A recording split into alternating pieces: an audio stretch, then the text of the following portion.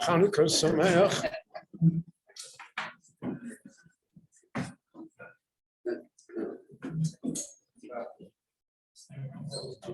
This week's Parsha, Vayigash, is the climax of the story of Yosef and his brothers.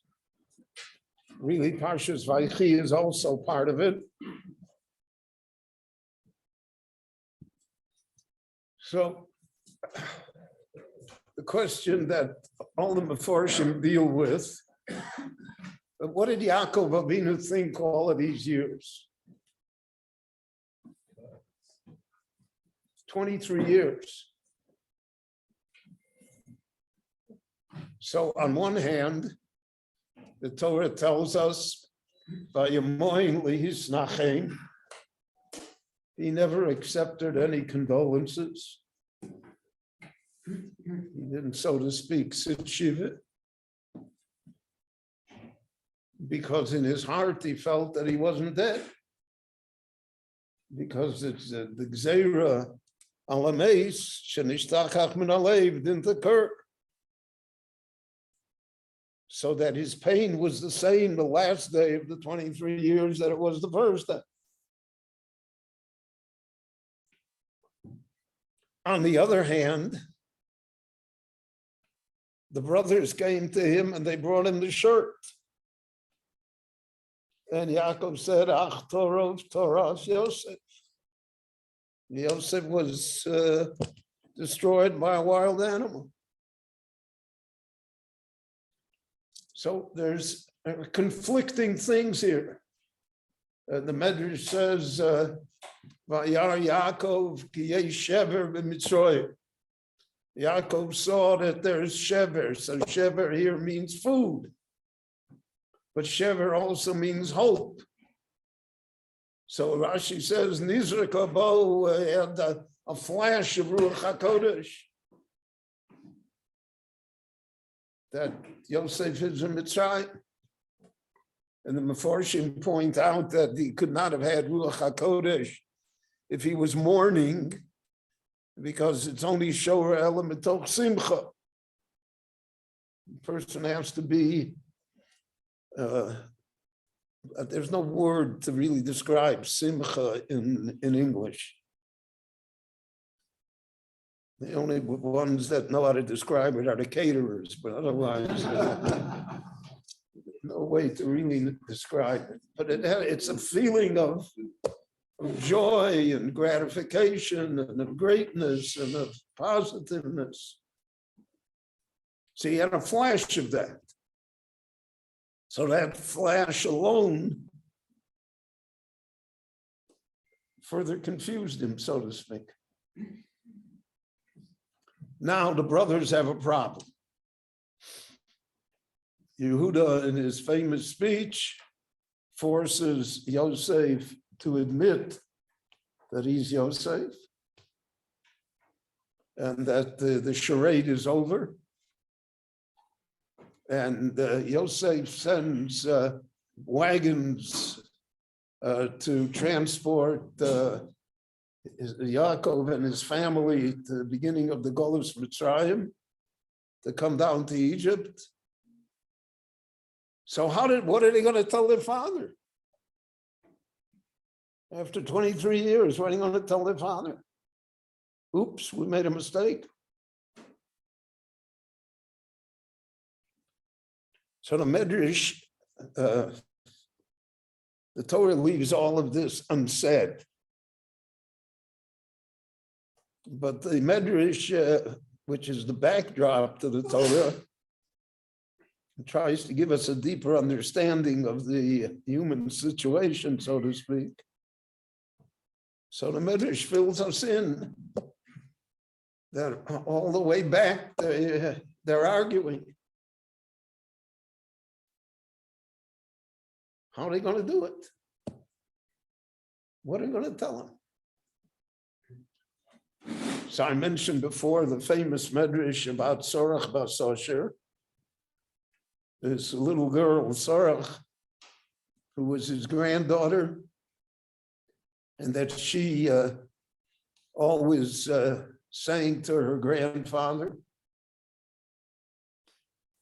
You have to understand that Meforshim point out that the brothers tried to avoid their father.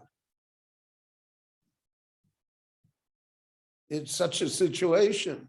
That's why it says Yehuda went away, and Reuven went away. It's possible to believe how people lived in such a house with such a story, with such tension. And she would sing to him, "Oh, Yosef Chai." Yosef is still alive. And therefore, they decided that the only way that they could tell their father is that she would tell the grandfather that it's true. In other words, she would prepare the way. So otherwise, the shock, the trauma could end his life. So when they came and they said, "Oh, Joseph Chai, who Moshe b'chol eretz Mitzrayim," and then Vayaras Golos, they showed him the wagons, and the Gemara says that Rashi says they told him the parsha of Eglah Rufa that was the last thing that Yosef learned with Yaakov. They gave him all of the signs, all of the simonim. So in the Torah it says Vayofag Libo. He had a heart attack. He had a coronary incident, as they say. Kilo hamin lahem, because he didn't believe them. So the Medrash says it isn't that he didn't believe them now. He didn't believe them the whole 23 years. He knew they weren't telling him the truth. He knew there's a story here somewhere. So now they're not people he can trust. And therefore we will see at the end of his life, when Yaakov has to give the brachas to the sons, so to speak, he retells the whole story. Reuven tells what was wrong. Shimon and Levi, who were the ones that destroyed Yosef. Fitze, Machal came. Can't trust them together.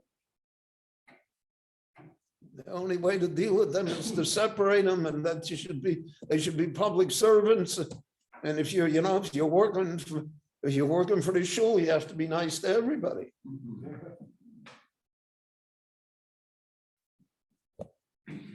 Yehuda, he gave Malchus to, because Yehuda was the only one that stood up to the whole thing. So even though Yehuda was wrong, he says, "Miterev b'ni Elisa, you're also responsible." But the Medrash says that he told him in advance, "You're not done with Yosef. There's Malchus Yehuda, and there'll be Malchus Ephraim. Malchus Yisrael, the kingdom will split. You're not done with Yosef."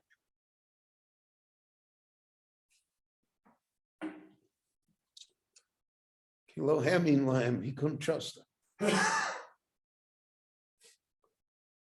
There's a medrash that says, "Woe to a family where the generations can't trust each other."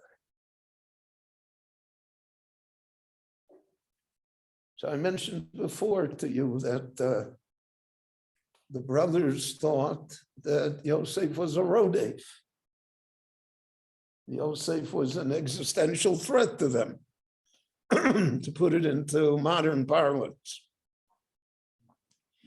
So they had a meeting, they had a Bezdin at a Sanhedrin. Yisachar was the Av Bezdin, you took him out of the Kollel. They said, what should we do with him? He's Chayiv Misa. But when they came back to their father, they didn't tell him that. So the Meforshim all say that it was obvious that they themselves were not convinced. If they were convinced that he was a rodef and that this was the only way to handle it, so they would have told the father, this is the only way, it's a mitzvah, this is the halacha, look it up in Shulchan Aruch. We did what we were supposed to do. They didn't do that. Because they didn't do that, so he didn't trust them. But the Meforshim all commented, the Sifrei Musar and the Sifrei Chassidus in the same vein. Say that's the dividing line between generations. So you have, so my daughter moved here, so, so the first thing, we make a power of attorney. So I thought to myself, why do I have to make a power of attorney? She will do whatever is right.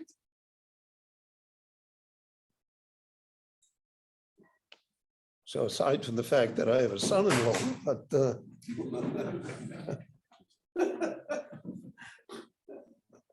but that's the mentality today. You can't trust your children. So people make wills and trusts and this and do this and do that and do this and do that. The dividing line between the generations today is very, very strong. Kilo Heming line. And that's a problem amongst all the other problems that we have. But that's certainly a problem. And the Torah does not hide it from us.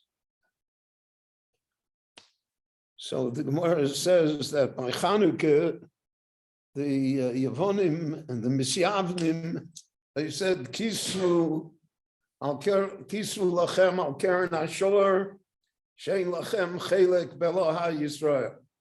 Write it on the horn of the bull that you have nothing to do with the Jewish future. So the Gemara has two interpretations of why it says Keren Hashor. One is because the shore is the Egel HaZov, and the other is because Yosef is the Chor Shoro Hodorlo. He's the horn of the shore. So there's a continual line all the way through. And therefore, the Torah wants to warn us about all of this. The Torah isn't here just to tell us stories. So we see from this that the Gemara says everything, Rashi brings it, everything that happened to Yaakov happened to Yosef. The Sforim say everything that happened to Yosef and the brothers happens to the Jewish people throughout the ages. And if we see it in that perspective, so we can at least take some corrective measures so that we will believe each other and that the generational gap won't exist to that width, and that out of it we'll be able to build Klal Yisrael and come to Kabbalah Satorah. Kamanya ben Akashia, Merotzah Kolivorchu, Vazakos Israel, Zuchal Hirbalahem Torah, Mitzvot Shenamar, Adonai Chavei Shemran Tzidko Yagil Tadov Yadir.